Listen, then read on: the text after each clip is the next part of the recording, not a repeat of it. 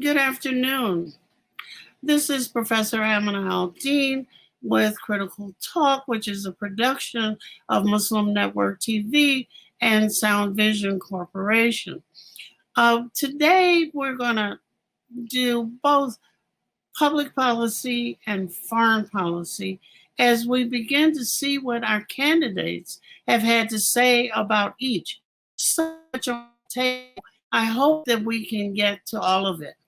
Last night, we tried to talk a little bit about the violence, but what is driving the violence is the growing divide in our community. So I think that it is important for us to see what these candidates have said. And many of you out there, like me, peeked at each convention, kind of heard the same things in some instances, new things in other instances, as candidates had people pitch for them their platform and then pitch them for themselves. This afternoon, I have our political correspondent, and I'm naming him that, Scott Hibbert, who, as you know, is an associate professor in the Department of Political Science, and he's also the chair of political science at DePaul University. I'm not going to go through his whole resume again, but I will say that he has a forthcoming book. And I'm trying to remember, he's going to kill me for this, the name of it. And I don't see it in my bio. What's the name of your forthcoming book? Wait till it comes out. But I'm working on American policy and political Islam. There you go. I also have with me Professor Khalil Marar, who used to teach at DePaul University and is now at Governor's State. He, too, is a political science person, and his most recent book is Middle East Conflicts, The Basics. Oh, I got to read that. And he has done Uphill on the Hill, Ethnic Lobbying After the Arab Winter, which is very, very interesting. Both of them are more than qualified than I to speak on public and foreign policy. I mean, I listened to those conventions, and I won't say I was uninterested. I didn't know what to single out because the DNC convention, I was very, very happy that somebody gave Biden whatever it was they gave him that kept him on script. I enjoyed, as usual, hearing Barack Obama and Michelle Obama. Some of the people I kind of shied away from because in this kind of convention, you really want to know what is the script you have. So let's start with the Democratic convention. Either of you. All right, I'll dive in. So I think first things first, keep in mind like what our convention's about. I mean, there's a in a typical setting, they're there to kind of broker the the different factions of the political parties and bring them together and select a candidate, what have you. Now this one was very different. As you qualify this, but the other part of the convention is really to kind of reintroduce candidates to the larger American audience, larger American public. Okay. So during the primary process, the people that are really engaged are the party faithful. When you get to the national convention, it's kind of a reintroduction, if you will, to the broader electorate. And so you're trying to introduce the person. You're also trying to draw distinctions between your party and the other party, and ostensibly you're meant to give a positive message and a positive spin on those differences. So if there's a script behind the Democratic National Convention, it's Joe, you trust Joe.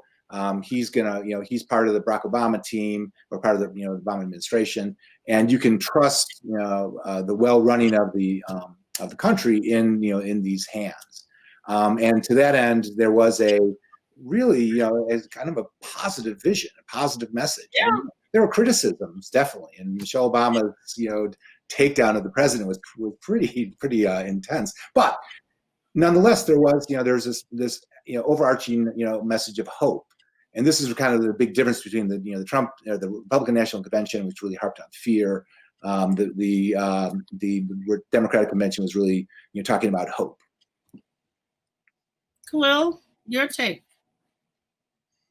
Since Professor Hibbert took the Democratic Convention, I'll take the Republican Convention. It was truly a Trump family affair. And by that, I mean, there was a lot of people from the Trump family that were basically saying, my dad's a good guy, vote for him. But, interestingly enough, just as the DNC was about hope, I would say one word that would sum up the Republican National Convention was fear.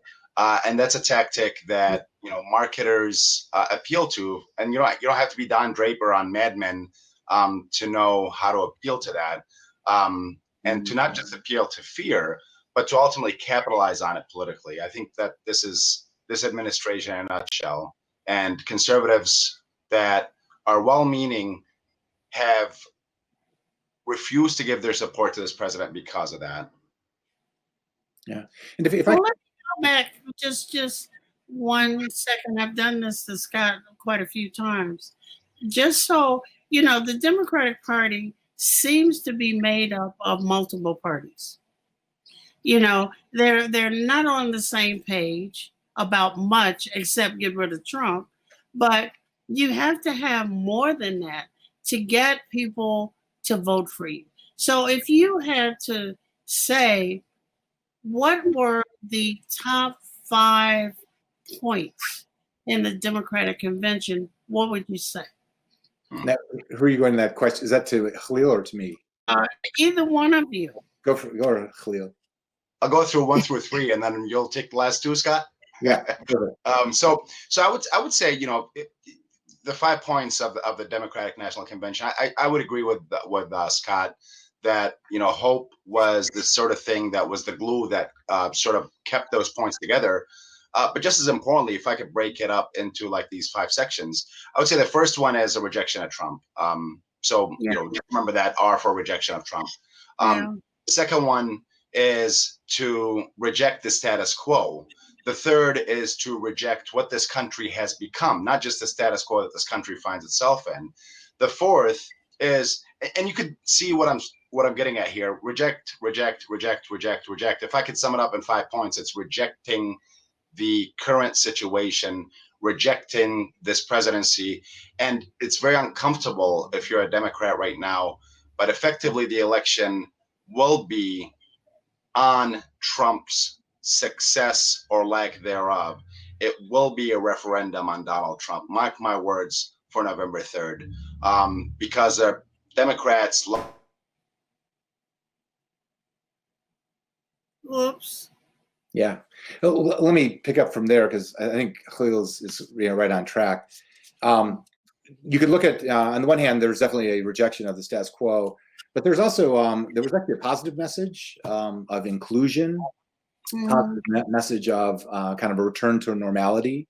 There's kind of a positive message of healing and moving forward, and to that end, I think the DNC was, or the Democratic National Convention was incredibly well scripted. It was kind of amazing. I mean, it was a very very professionally done series of vignettes and speeches, and again there was this positive message of that America is better than the rampant lawlessness that that we've seen within the current administration.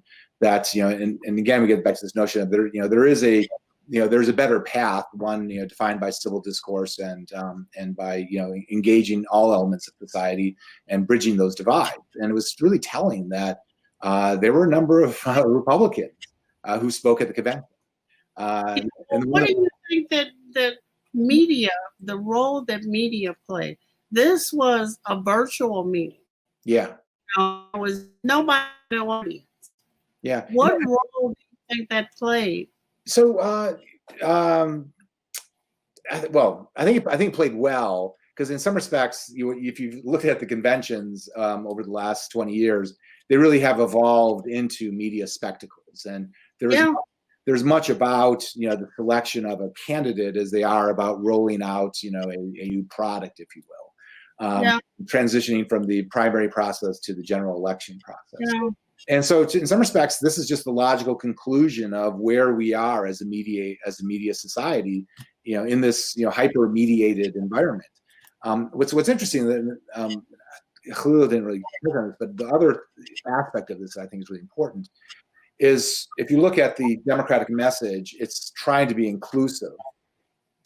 And and to that end, to get back to your earlier point, the Democrats are a very diverse, collection of people and factions and groups. Yeah. And so the message is consciously trying to be inclusive of all those diverse voices and to find some kind of common ground. And it becomes strange to have centrist Republicans abandoning the Republican Party and moving to the Democratic Party and speaking in the Democratic Convention. But this is crucial, and this is crucial if you're actually going to win an election. The real failing, I would argue, of the RNC, or the Republican National Convention, is it was really only speaking to the base. There was really no effort to try to draw in other voters or try to expand, the electorate that might be supporting, Donald Trump. Rather, it was basically playing to the Fox News crowd. And a lot of the messaging that came out struck many people, including family members of mine who I watched the RNC the convention with, as just odd, because like, where are they coming? Where is this coming from? But if you're a Fox News watcher, you are more attuned to the conspiracy theories that are rolled out by different Republican candidates and whatnot. So, oh goodness, where is that coming from? And the RNC, Trump's RNC, I guess you call it an acceptance of the nomination. I'm not too sure because he spoke every night, so I don't know which one was which. I just got a little overwhelmed, so we say. He talked about rebuilding the economy, which is the first notice that I had that he was acknowledging that the economy was damaged. He also talked about the defending the country against enemies, and I was trying to figure out who are those enemies. They're essentially, that's a great question, Amina. And there's the enemies that Trump likes to portray are no longer these sort of like Muslim others, these phantom ISIS types. The enemy is really within, and I think it's not really a dog whistle when you look at the tweets. It is dog whistling when he says just enemies. The enemies are basically, quote unquote, the radical left, Antifa, Black Lives Matter, etc. Those are the enemies. They're internal this time. Yeah. Oh. And if I could add to that, one of the interesting things, if you listen to his speech, or there was a speech by Florida Congressman Matt Gaetz, which basically conflates all of that. So it's not just Black Lives Matter, it's not just Antifa, but it's Joe Biden and the socialists in the Democratic Party who are going to drag us far to the left. And part of the narrative is to kind of paint these centrist Democrats as far left Democrats, and to kind of paint everybody with the same brush, and to basically make an argument that if you vote for Joe Biden, you're basically voting for anarchy in the streets, which is not at all the case. But that's part of the narrative that the Trump administration was rolling out. And again, I think it resonated with the base, but it fell flat within that centrist middle ground that that doesn't watch Fox News on a regular basis. Okay, we've got to take a break right now, but I want you to think more about the enemies, and it looks like it's anarchy in the streets to me now anyway. So I don't know how you're going to prevent what's already there. But when we come back in a moment.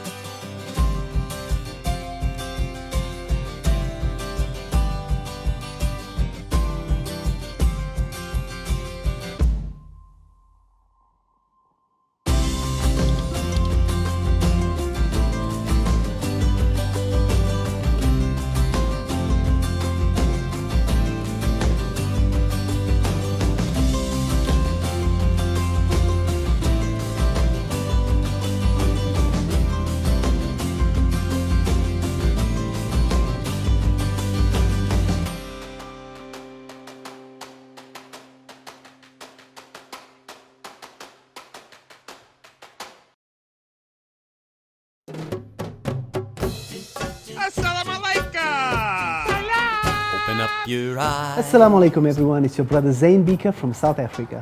One of the first educational programs ever produced for Muslim children was the ever popular Adam's World series. The colorful and comical Muslim puppets stole the heart of a generation. Sound Vision will be releasing brand new episodes of Adam's World with the launch of a Adam's World app. Subscribers will enjoy new Adam's World episodes as they are released, as well as all the classic episodes of Adam's World. So visit adamsworldapp.com now to learn more, subscribe and enjoy new adventures of Adam and his friends. And let's keep helping tomorrow's Muslims today. Assalamu alaikum. It's Adam's World. Believe me, there's a lot to see. Bismillah, let's explore.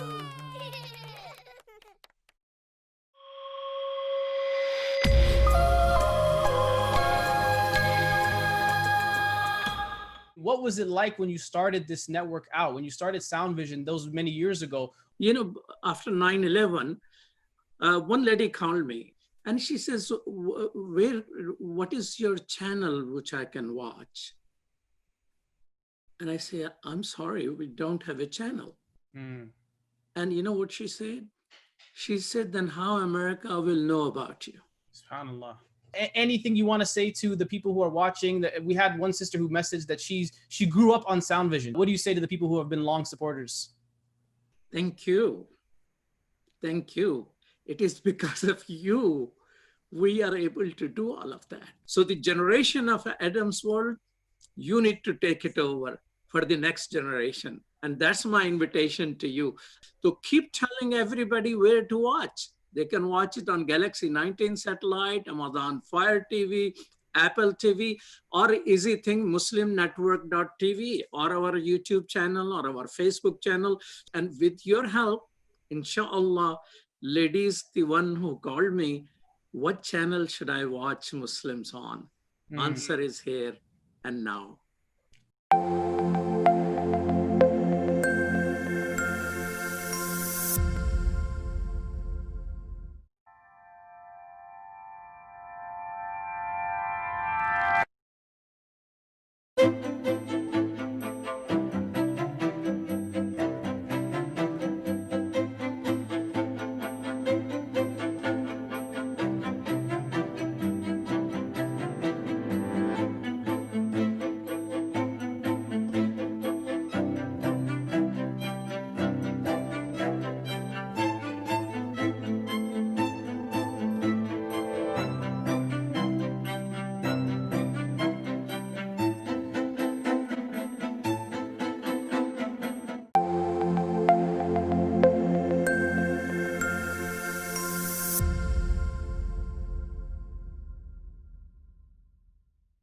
Before I go to my original question, it seems like we're on a very slippery slope to one of those archies, you know, oligarchy, submarchy, or the other archy. Autocracy. And there you go.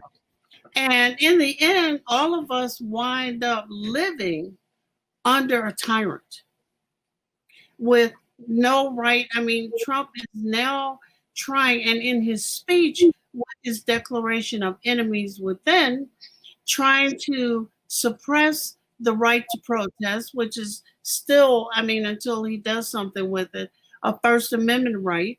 But he doesn't, because he doesn't know them, seem to have any regard for rights, and he keeps stepping out of the bounds, I know.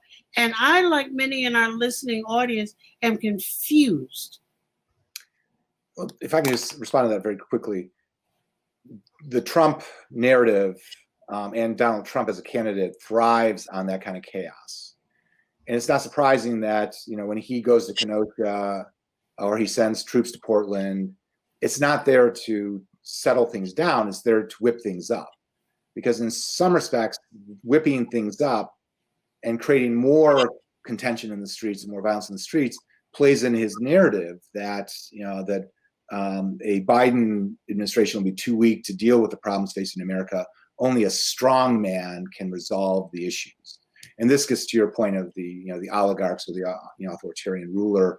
This is part of that paradigm. You know, stoking. So we're on our way. What's that? We're on our way. Well, We're on our way.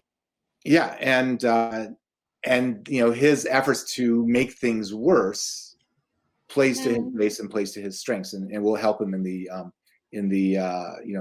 general election. Again, this is where the Bidens come in, the Obamas come in, and say there is a different way we can work together to solve the issues in American society. And you really do have this choice, if you will, between a hopeful future or a fearful future. Well, Khalil, let me ask you, since I know both of you write on the Middle East, but let me start with you. Saudi, in our comments, says justify law and order campaign. Now, when you create the enemies, and the ones that he has created are socialist, communist, and black and brown and white people who don't like the injustices that are going on. So what do? You lock them all up? Or you do what is interfering with the elections, is injecting people with poisons? I mean, give me a global scope I can grab onto. I mean, that's a very scary question that you're asking, and a very good one at the same time. Do you lock them all up? No, but you do lock them all up for the next 4 years of Trump being president, for 8 instead of just 4. You lock them all up by dashing their hopes for an end to police brutality. You lock them all up by literally, in many cases of our black and brown brothers and sisters, by incarcerating them, literally. You lock them all up by disenfranchising them. Voter suppression is nothing new in the national history in the United States. And as Barack Obama himself pointed out, voter suppression is around right now, at this very moment in 2020 America. And we're not just talking about the mail system. You lock them up by basically making it seem as if to agree with Scott, and I hate to agree with Scott on this one, but that the only candidate that is worthy of the choosing of the American people, the only choice that we have, is Donald Trump, because of the chaos that his campaign has thrived on, the chaos that his presidency has engendered. And, here's what really scares me. It's not so much that Donald Trump now is talking about law and order. It's that we in the United States of America are in a situation where the chaos that he's talking about being this existential threat to this country is actually coming to pass thanks to Donald Trump.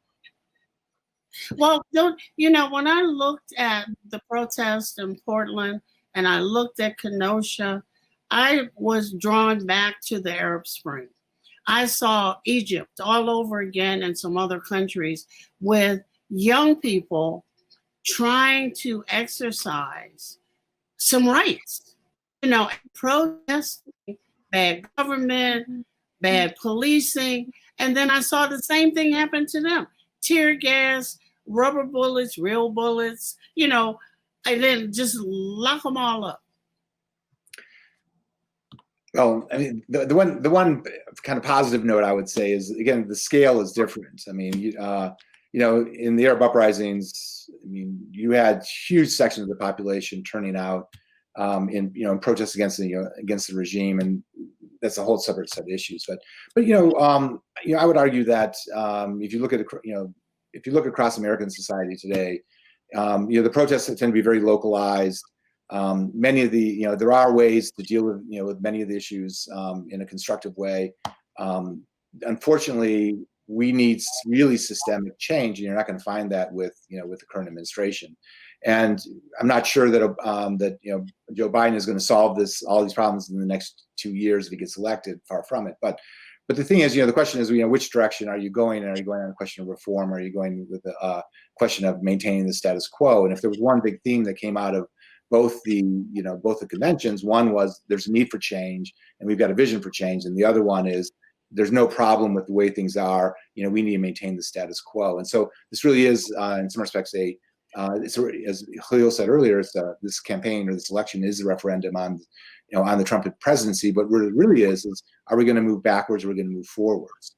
And the last comment I'll make on all of this is I really hope that all those people that are, you know, in the streets and that have been protesting actually turn out to vote, because it's always been a challenge that, you know, people are, it's particularly for the younger generations, it's not that hard to get them into the streets for a protest, but it's actually really hard to get them to the ballot box to vote. And it's just one of the, you know, paradoxes of American society. Let me come back to that.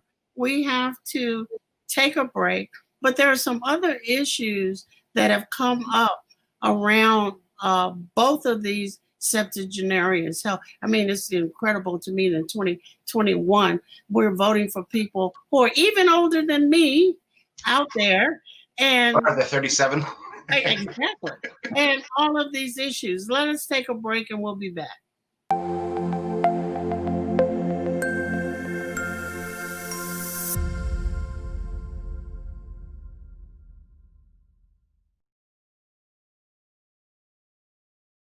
My wife, who she's a professor at the University of Cincinnati, who's Catholic, and by her watching and listening to our 3-year-old son watch Adam's World, she ended up taking Kalima Shahada. She embraced Islam because she learned so much about Islam and the other prophets. It really affected our life in a great way, and because of Sound Vision and Adam's World, we're Muslims. I took my Shahada 15 years ago, and I actually am from a rural part of Ohio. And so I found the catalog for Sound Vision, and I ordered the tapes and the CDs and the books, and I used those, and especially for my little daughter, you know, that's how we basically learned our Islam, and Islam entered our hearts through the wonderful works of Sound Vision. Okay, assalamu alaikum, brother. I just want you to know that I love the Sound Vision website, that a lot of times when I'm looking for information, especially as it relates to homelessness, domestic violence, and women issues, I go to that website, and then I see what you've written, and then I copy and paste it, and spread the word, because the wisdom is there, so I can't do any better than what Sound Vision has already done. Sound Vision is our survival guide. It is the organization that provides skills for Muslims how to survive and thrive in this community here in the U.S. Assalamu alaikum, my name is Anam, I'm in 11th grade, and I grew up with Adam's World, and what it taught me was unity, respect, and love for the Muslim Ummah. Adam's World is the greatest show ever made. Take me to the Kaaba, man.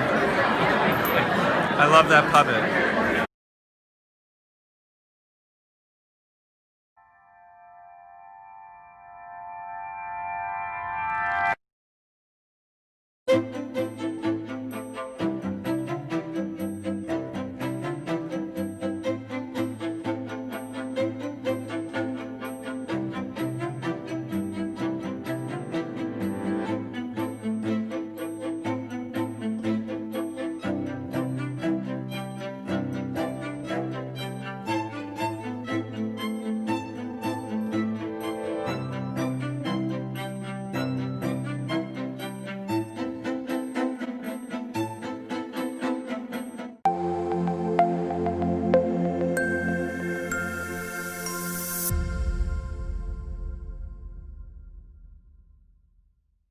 Okay, can you help me understand? Now, I know we have now a loosely defined group of domestic enemies, but we also have some interesting things where Biden hasn't said anything, like on the Israeli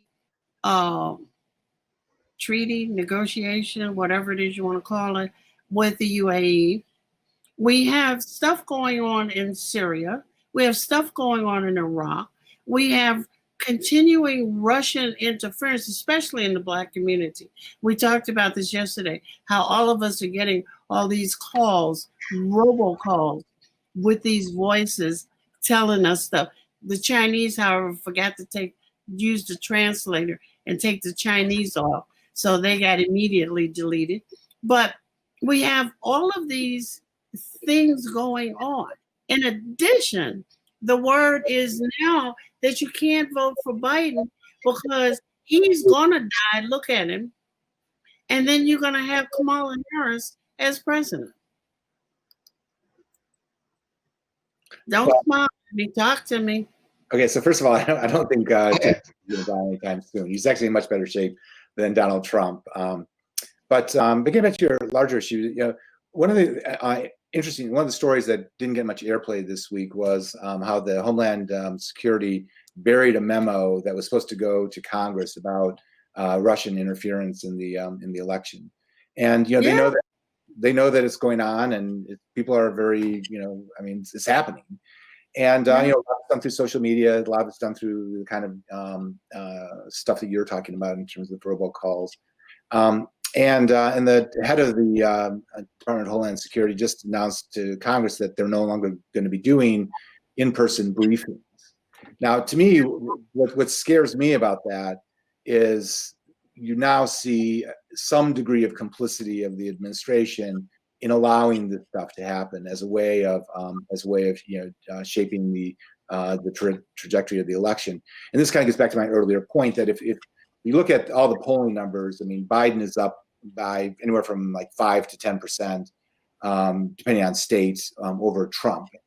But basically, he's got a single-digit lead, pretty much right across the board. And if the election were held tomorrow and it was free and fair, Biden would win. So how do you, if you don't have a robust base that's going to, or you don't have the votes to get you elected, how do you win an election? Well, you suppress, the vote, as Khalil was saying. You try to, allow some kind of manipulation of, or some kind of intrusion by, outside powers. And then you just go for an electoral strategy, or a strategy that's going to get you electoral college. And if you don't like the outcome, you can test it in the courts. So I just see this all going very, very badly. I see this race turning very ugly very quickly. And, it is. And it already is, but I'm very concerned about how this is all going to unfold, in the last weeks of October and the first week of November. Let me ask you to go back and explain why is stopping in-person briefings important. I didn't know anybody briefed anybody. So, well, the short answer is, there are obligations within the within the executive branch. I mean, there are legal obligations that the intelligence community has to keep Congress apprised of its activities, and this is part of the oversight function of Congress. This is part of, just the constitutional obligations, but also do it if it's so there are statutory obligations for briefing or for keeping people informed. Now you can argue that, well, we'll do this through paper. We'll write reports and give it to you, and as opposed to meeting with you in person in a closed hearing. Now, the problem with the issue is if you're meeting with somebody in a closed hearing and they're talking about something, members of Congress can actually ask follow-up questions, or can ask probing questions in areas that the Department of Homeland Security might not want to address. So if you're just sending people a report, it may be very thin on certain areas, and it may focus on areas that you want to focus on, but you're not addressing, you're not getting to what the members of Congress actually want. And if you're in a in-person setting, members of Congress will pry that information out of you. So, Khalil, me and the rest of the world are totally confused by the fact that we have all these statutory regulations. We have all these laws. And the Republican Party just says, okay, you can have them and we'll do this over here. How does that happen? It's a good way to put it, Amina. And, to sort of follow up on Scott's comment, I think that it's a very sobering reality in 21st century America, 2020 America, that our institutions, our Constitution, and the oath that we take to those things, especially to the Constitution, are only as good as the leadership taking the oath. This is not something that is new in American politics. Presidents have suspended habeas corpus. They have sent troops over to other states to wage war. They have done all kinds of things. This is nothing new. What's really striking about this right now is that it's happening not just in the midst of a global pandemic, that it's happening as the stakes are much higher, especially given the challenges that we face from international actors, and not just Russia, right? But China especially. Yeah. And if I could add something, going back to your original point, Amina, even in the Republican National Convention, there were violations of law. Say, tell me. The use of government property to stage political events is a violation of the Hatch Act, which precludes people using their public office for political purposes. The fact that anybody call him on it? yeah, well, so the many of these laws do not have. So it's basically up to the Department of Justice to enforce the law. Oh God, I can't stand it. And this is one of the problems. It's something like the Hatch Act.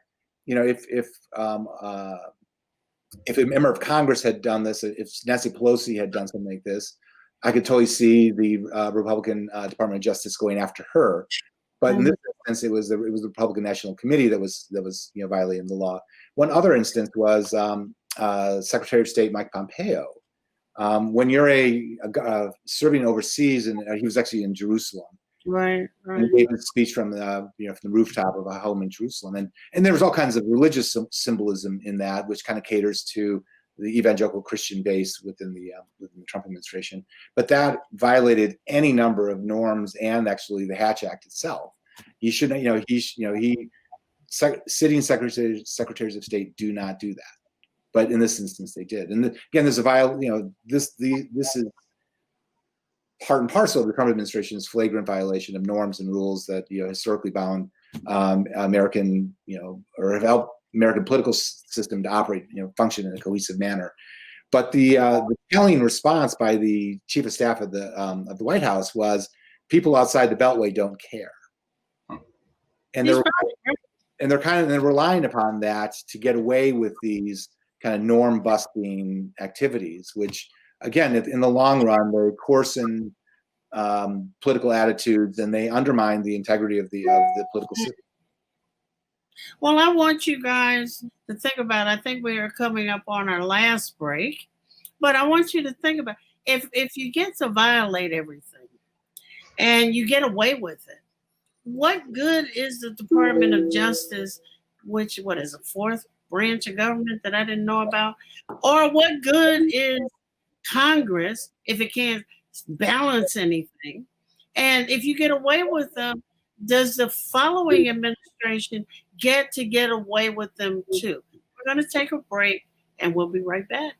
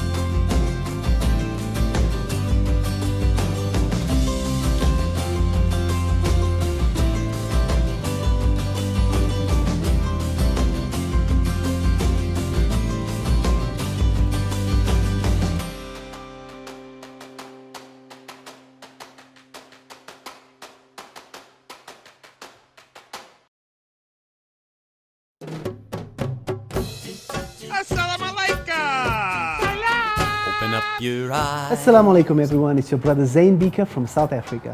One of the first educational programs ever produced for Muslim children was the ever popular Adam's World series. The colorful and comical Muslim puppets stole the heart of a generation. Sound Vision will be releasing brand new episodes of Adam's World with the launch of a Adam's World app. Subscribers will enjoy new Adam's World episodes as they are released, as well as all the classic episodes of Adam's World. So visit adamsworldapp.com now to learn more, subscribe and enjoy new adventures of Adam and his friends. And let's keep helping tomorrow's Muslims today. Assalamu alaikum. Adam's World. Believe me, there's a lot to see. Bismillah, let's explore.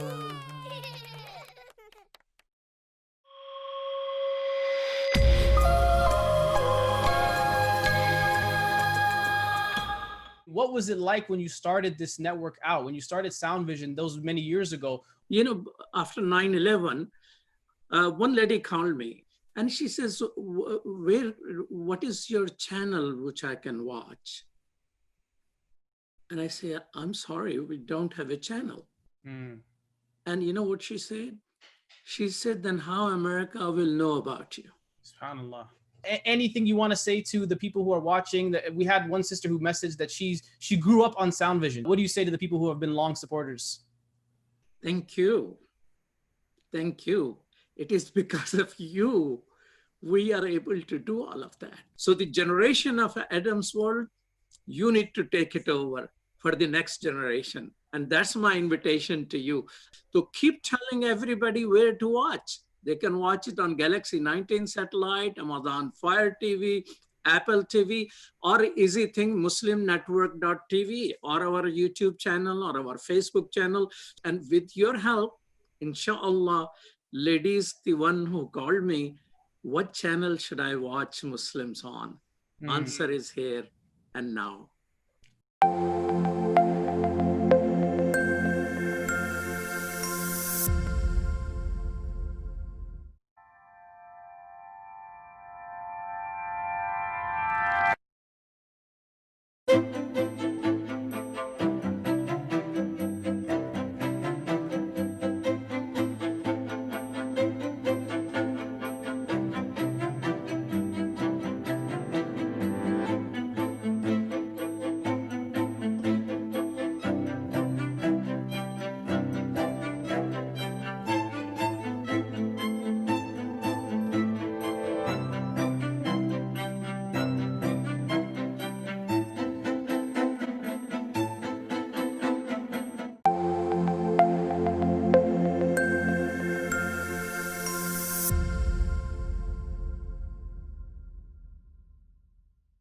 Okay, so you can answer those in any order that you choose, because I'm losing all faith in something called the three branches of government. Can nobody check anybody doing anything?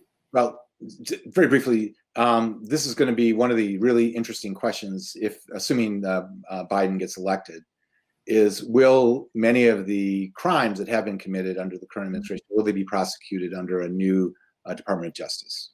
And, no. And it remains to be seen. It will be interesting. In some respects, I would argue that if you want to preserve the integrity of this democracy, certain things have to be, yes, people have to be prosecuted for violations of law. Now, to what extent remains to be seen. The larger issue is how divisible that be. I mean, this was one of the challenges with Barack Obama. I mean, love the man, loved what he did, but at the end of the day, no one went to prison for the financial collapse, right? No one went to prison for manipulating intelligence and lead up to the Iraq War.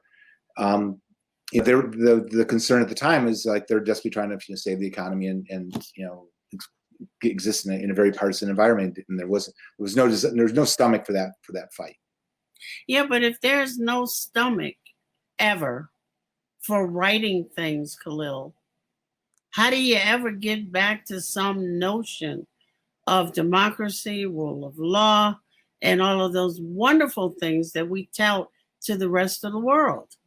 I mean, that's a huge concern that I think that we're wise to tell your viewers about. And getting back to democracy, the ultimate way to do it is to get out and vote. It's really disturbing that if you support Joe Biden, that your candidate of choice is only 5 to 10 points ahead in states, some of which don't even matter. It's the battleground states that matter. And if you look at those, we're talking about a narrower margin now. So really, to get back to sort of a more optimistic and hopefully, right, it really is about the importance of the vote. You can have all the three branches of government in the world. You can have all the checks and balances in the world. You're absolutely right, Amina. And to sort of, take on the points that Scott's making as well, the vote will be the way to get this presidency out of office so that there's even a hope of having trials, or even a hope of pardoning folks, or even a hope of coming back together as a country, divisive or not. But we already know that it's not the popular vote that elects the president, which really ticked me off. It's something ephemeral called the Electoral College. And we already know that there have been people in the Electoral College, which was supposed to be elected by one party. I mean, each party gets to elect them, that some of them voted against what their states voted for to serve their own interests. Faithful selectors. So, you know, again, this kind of gets back to, you know, I'm at the end of the day, I'm kind of an optimist. I'm definitely a Menshevik. I think that change can happen, even if it's like incremental, Menshevik as opposed to Bolshevik. And the thing is, you know, if it's not enough just to, you know, have a new president, you really need to, you know, have a population that's engaged. You need a strong vote in both House and the Senate. And, you know, my assumption is there is a reactionary or a major vote that's coming in November. And if it's large enough, it will, you know, implement, you know, significant change. And the other thing I would argue is that, you know, the electorate is getting younger. You look at where the mass of the people are, but the young people tend not to vote. You know, if they turn out in a significant way, they can really shape, you know, not just this, you know, the outcome of this election, but it can really shape the trajectory for the next, you know, 10, 20 years. But it's another but in there. I'm trying to get to be optimistic. You have a whole NBA. 70% of them are not registered to vote. We have all of these young people, even some of those who were in the street, who are not registered to vote. You're telling me you're moving my darn mailbox. You know, now I gotta go hunt down the ballot, the special box for the ballot. In a pandemic, which is still there, with protests that are still there, with looming food shortages and the ending of housing moratoriums, why do I need to, how can I, in all my anxiety, focus on any of this? I don't know if I got an answer for that one. But that's, you know, what comes back is neither one of them. I mean, Trump talked about rebuilding the economy. I don't know what that means. I started watching, what is that Bloomberg page that has all the numbers for stuff I don't know about and don't own. And I'm looking, they're doing fine. The economy sucks. So how can you have the stock market doing fine with high unemployment and what do we call it, under unemployment? Because now employers can hire people back and give them no benefits and cut the wages so that they can have jobs. The food pantries are drying up. I mean, it's too much. Yeah. So part of your answer to your question is this also, I think, is a reflection of where this administration is, and particularly the Republican-controlled Senate, that they've had no problems, you know, coming up with money for business. They've had no problems, you know, coming up with some unemployment insurance for a certain period of time, which has now ended. But more to the point, the Federal Reserve has been flooding the capital markets with trillions of dollars of money, buying up corporate debt. And that's why the stock market is just through the roof. I mean, it's just shocking that you've got depression era level unemployment, and yet you've got foreclosures left, right, and center.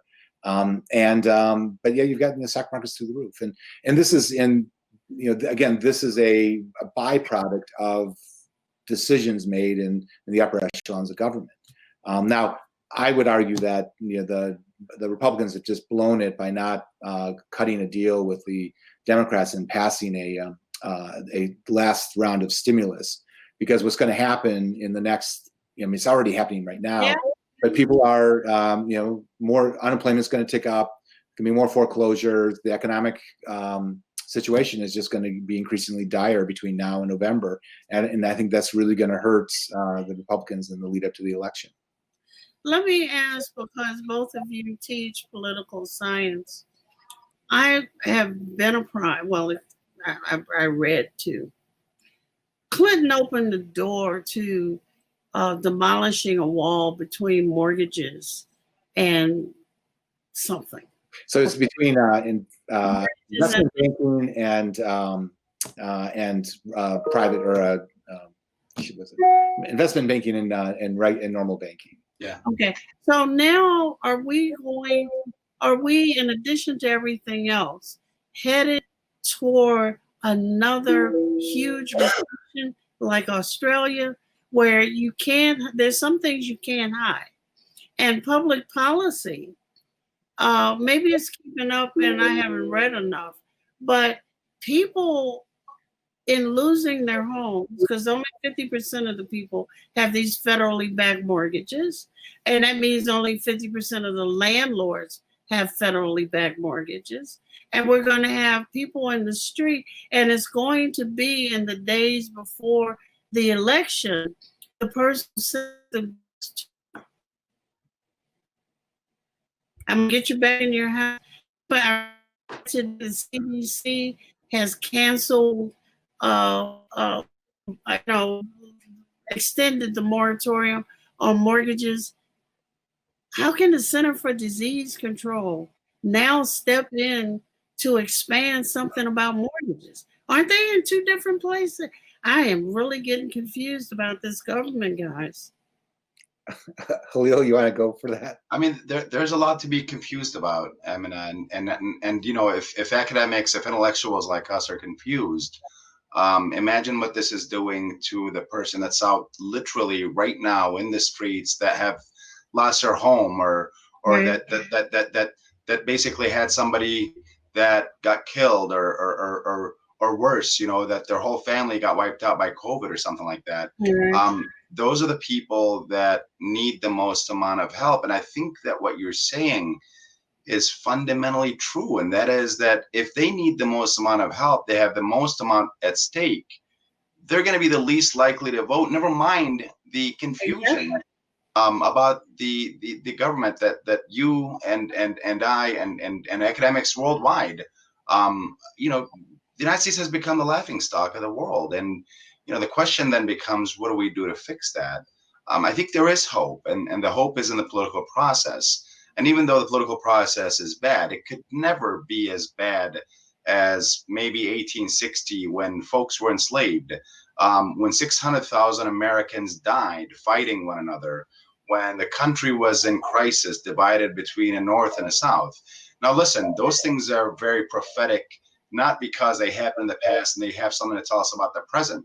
They're prophetic because if we get to that point where that divided, it will be a civil war. And in many ways, it is a civil war right now that we're waging. It is. Yeah, but it's a different kind of civil war. And I would argue it's Thank you. like a battle of ideas.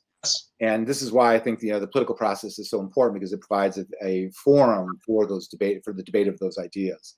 And if you look at the Trump, going back to the RNC convention, the Republican National Convention, it really was not about ideas. I mean, there really was, they didn't have a platform. It was really kind of striking. It really became a cult of personality. And go back to Khalil's earlier comment, it was a family affair. And so you really do have these, whereas the Democratic National Convention had a very robust platform.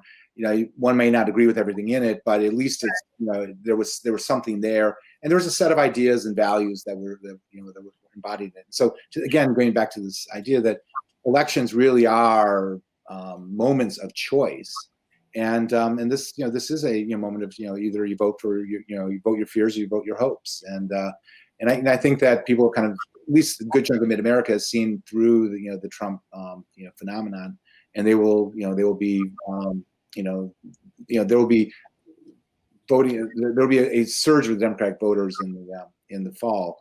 Whether or not that's going to be enough to end this administration is another matter, but we'll find out. Elections are the ultimate check.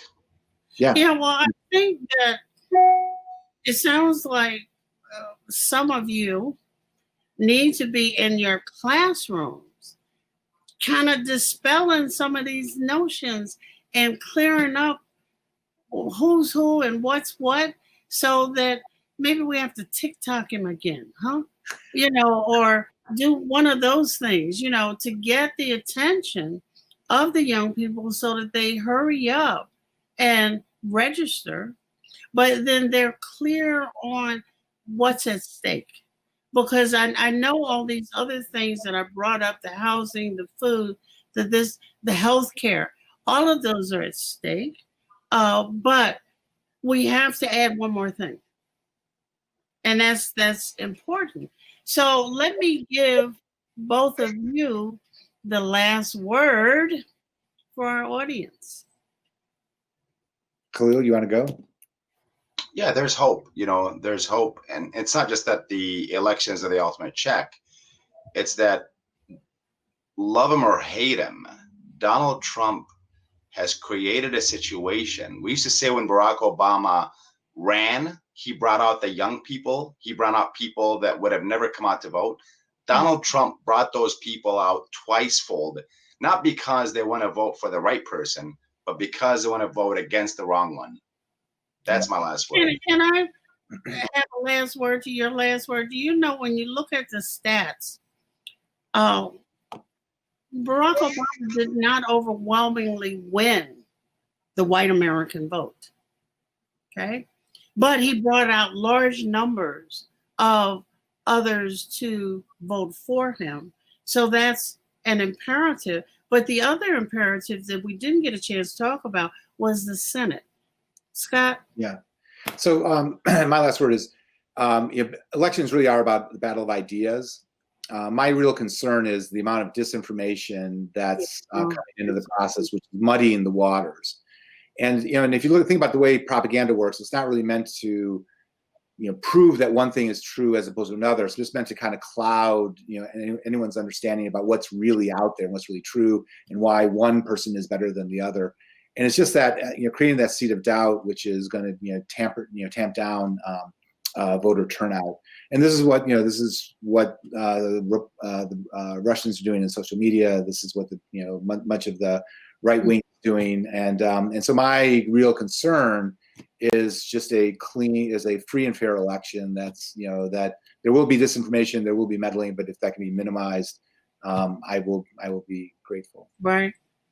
Well, gentlemen, the hopeful pair, which is great. I think I'm gonna have to ask both of you to come back as we get closer to the election, because inevitably all of this craziness is going to ramp up. So keep your eyes open and your ears peeled, so we can at least have one venue where we're informing and we can get around. I mean, the news is driving me crazy. I mean, no matter which channel you turn to, they're all saying the same thing. I'm saying, did you all get the same script this morning? Or people are scared as to what they can say, as if we're already in that dictatorship. This is Professor Amina Al-Din for Critical Talk. I've had the honor of having Professors Scott Hibbert and Khalil Mawar with me this afternoon. They will be back and we'll find out what they're teaching in their classes in this moment of breaking point. Thank you, guys. Thank you. Assalamu alaikum. Thank you, Dr. McLeod. You're welcome.